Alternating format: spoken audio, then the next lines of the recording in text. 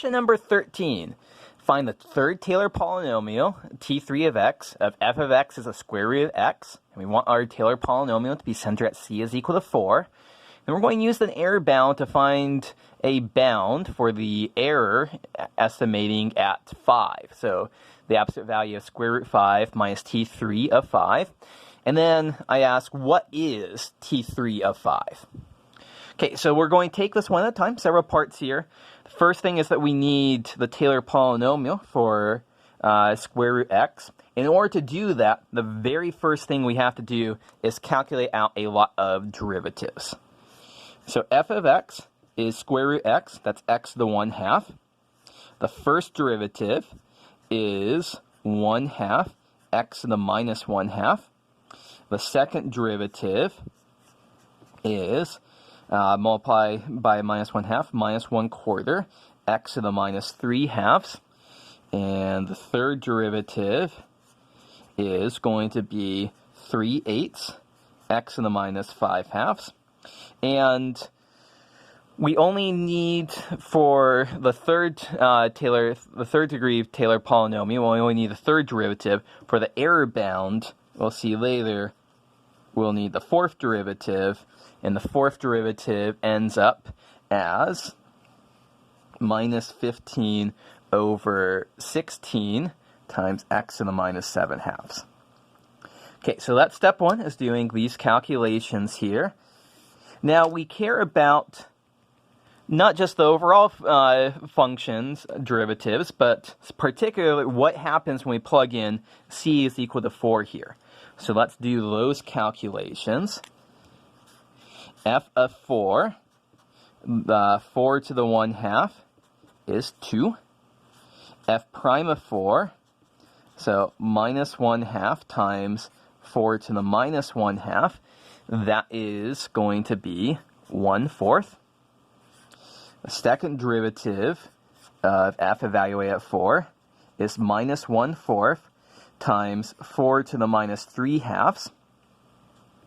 That's going to be minus 1/4 times 1 over 4 times 1 over 4 to the 1/2. I'm writing it like this so we can more easily do the calculation. We get minus 1 over 32. And the last one, the third derivative at 4, is going to be 3/8 times 4 to the minus 5/2, 3/8 times 1 over 4 squared times 1 over 4 to the 1/2. And so this ends up as 3 over 256. Okay, so at this point we've got all the derivatives that we need to write out t sub 3 of x. So let's do that. Let's do that right now. Generically, t3 of x is going to be, we're centering at c is equal to 4. So f of 4 plus f prime of 4 times x minus 4 plus f double prime of 4 divided by 2 factorial times x minus 4 squared plus f triple prime of 4 divided by 3 factorial times x minus 4 cubed. If you want to put in divide by 1 factorial right there, you can. Okay, so now let's fill in our information here.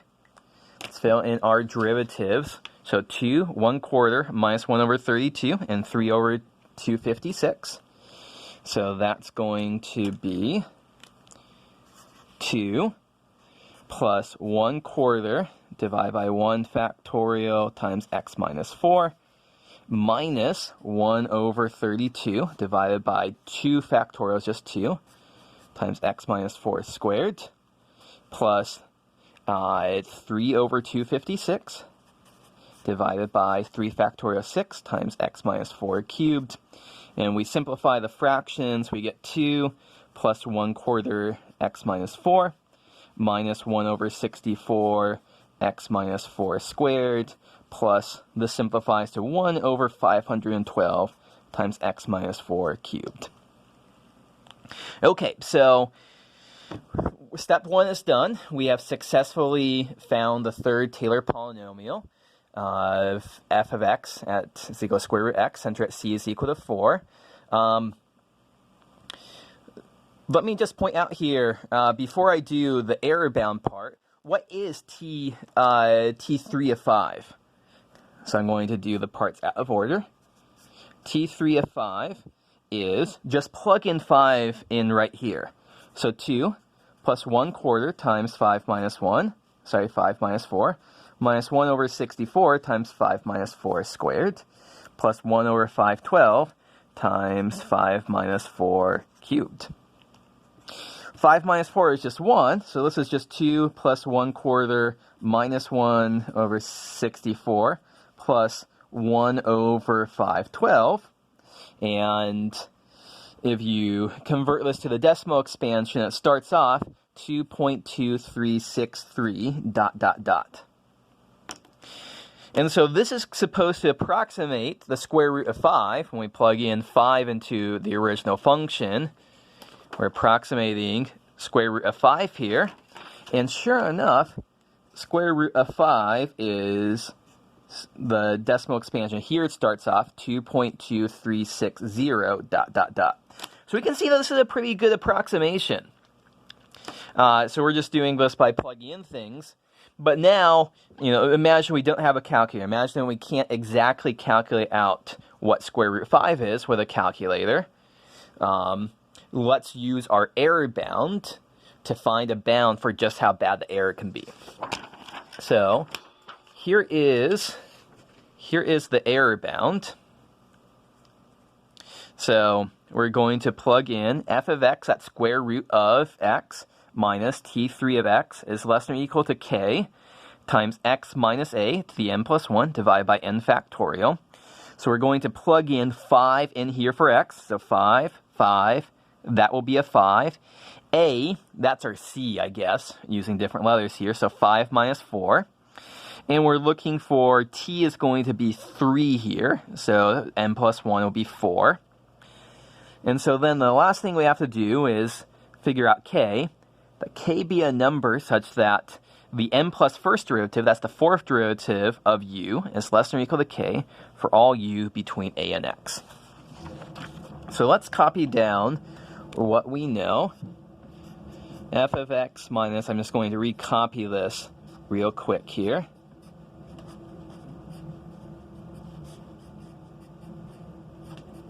So a list of the things that we can plug in. X is equal to 5, a is equal to 4, and n is equal to 3. So making all of these replacements gives us square root of 5 minus t3 of x.